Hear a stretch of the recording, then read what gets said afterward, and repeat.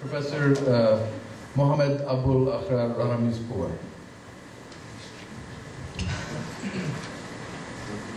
Thank you very much. It is my pleasure for being here on behalf of a small liberal think tank from Afghanistan. War zone, problematic country or society, every day under suicide attack and many other problems. As we discussed in the morning with Ms. Landa, she asked me to brief our evidences about the current condition of our country, Afghanistan. I have also some other points in terms of constitutionalism in the Middle East, but I prefer first to brief you about the current condition of Afghanistan, our achievements in terms of democracy, human rights, rule of law, and good governance in the past 10 years, and also some challenges we have ahead of our people and government. As you know, after the collapse of Taliban regime in 2001, Afghan interim government started functioning through a conference held in Bonn in 2001, and in the interim period we had a big assembly of Afghan people, which is a very traditional way to organize, to manage the country's political system. In a very critical times, we organized this type of big assembly. Through that assembly, we established a commission to adopt a new constitution. Finally, the Afghan new constitution in 2004 adopted through a Loya Jirga, a big assembly of people, including jihadi movements, leaders, and mujahideen, who fought against the Soviet Union occupation in the past. Fortunately, we adopted a very unique constitution in our region. If you compare it with other countries, neighboring countries like Iran, Pakistan, or Central Asian countries, you will find many unique points on that. We put the name of the country, Afghanistan Islamic Republic, and we added on our constitution a lot of liberal values. For example, market economy, it came under Article 10 of the Constitution. In addition on that, we put some other articles to strengthen the system of market economy.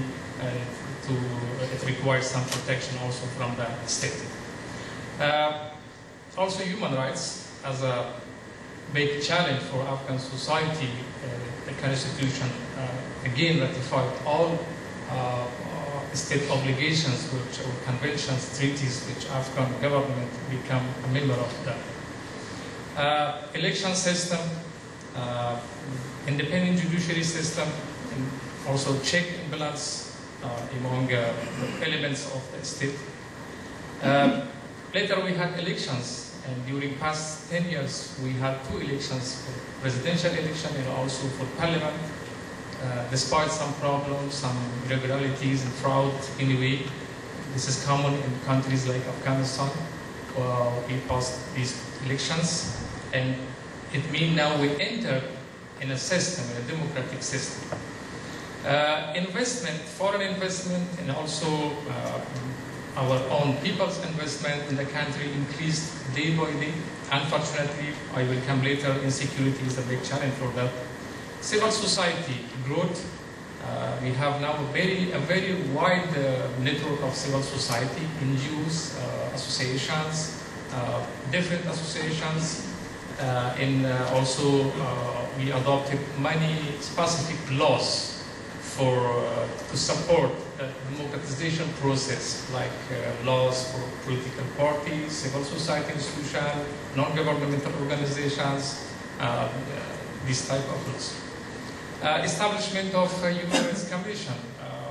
We established a very unique Human Rights Commission, which consists of representatives of different groups, ethnic groups in the country.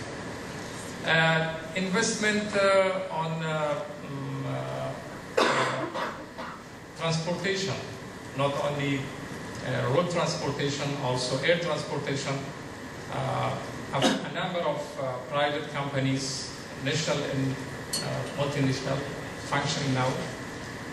Communication, around 5 private big companies in telecommunication field covers all Afghanistan. Building of roads which connect the big cities to each other, even beyond of Afghanistan to Central Asia, to Iran and to Pakistan. Privatization of higher education and also primary and secondary education. Now we have more than 40 private higher education institutions or universities in the country. Also restoring of national army and Afghan police, which we reached before after the collapse of Taliban regime with a 0 point. There was not any structure for ANP, national police or national army. Now we have good national army and also police. The challenges we have front of us, first is insecurity in some particular parts of the country, particular in the border area with our neighboring countries, Pakistan, which we call border area or tribal area, 2,300 kilometers. The control of this long border very difficult even for the coalition forces and for the Afghan army, and unfortunately terrorist groups they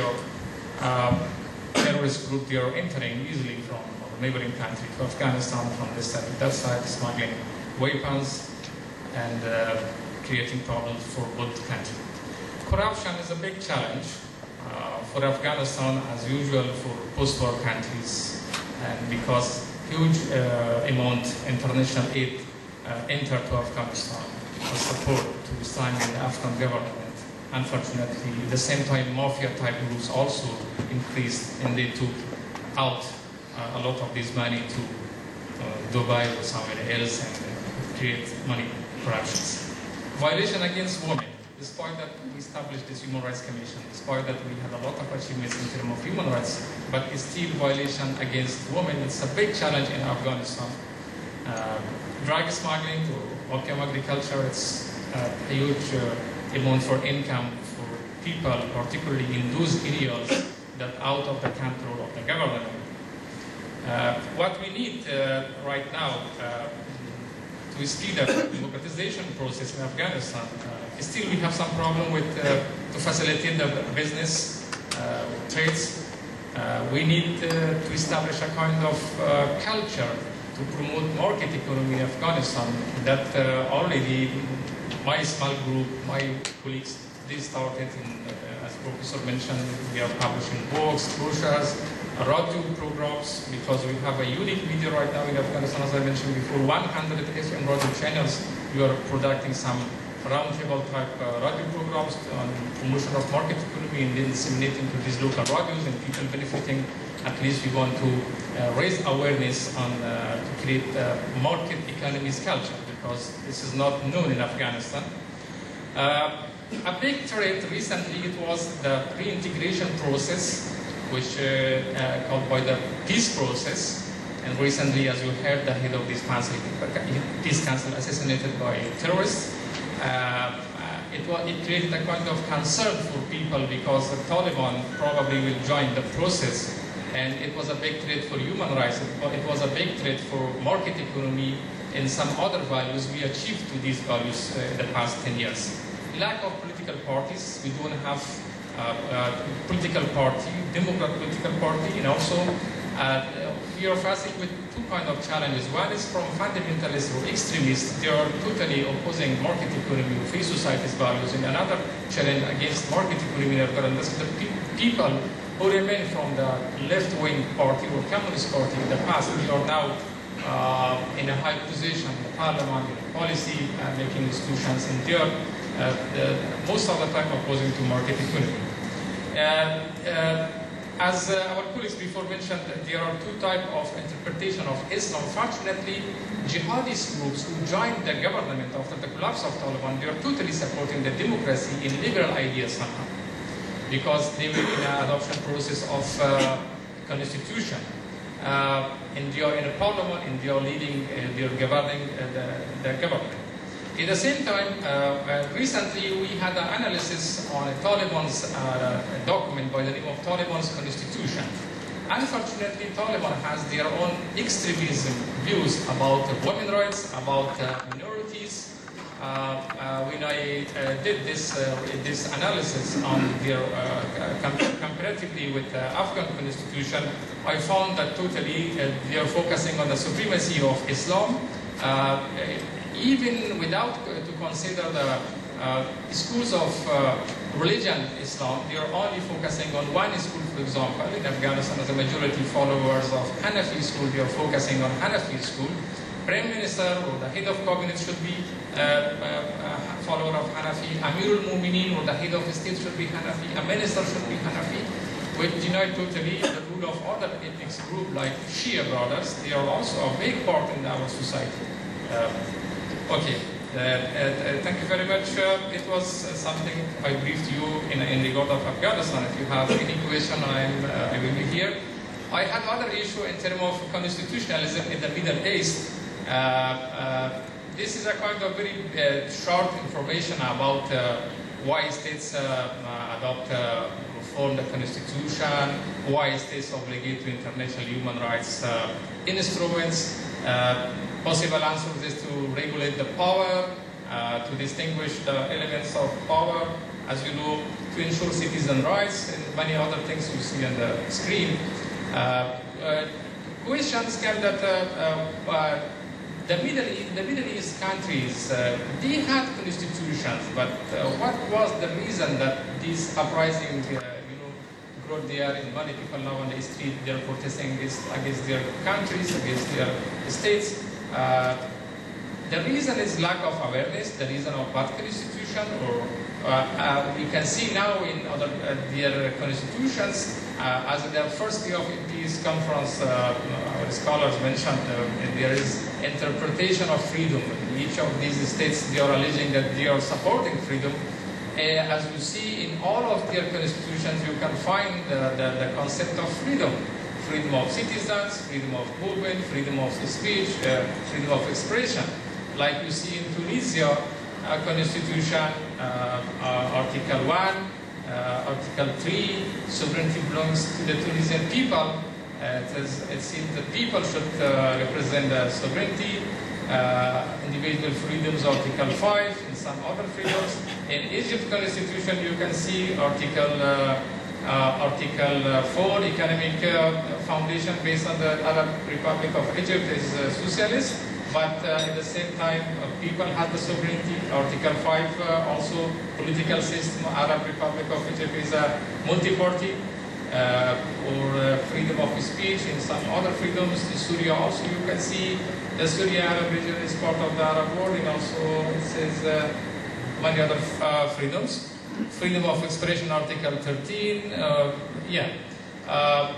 why these constitutions mention these points, but when we see that they are placed beyond of the government's capacity, most of the time they are referring everything to the government. The state should this, the state should do that, which is beyond of the capacity of their governments based on the socialist school. Also lack of political movements, strong civil society, lack of reform, lack of freedom of expression, which cause for poverty. When you see to the human rights instruments, international, Tunisia ratified Universal Declaration of Human Rights, Convention Civil and Political Rights, Economic, Social, Cultural Rights, CEDAW, and also Chad Convention, Egypt the same, and also Syria the same. We will come on a conclusion.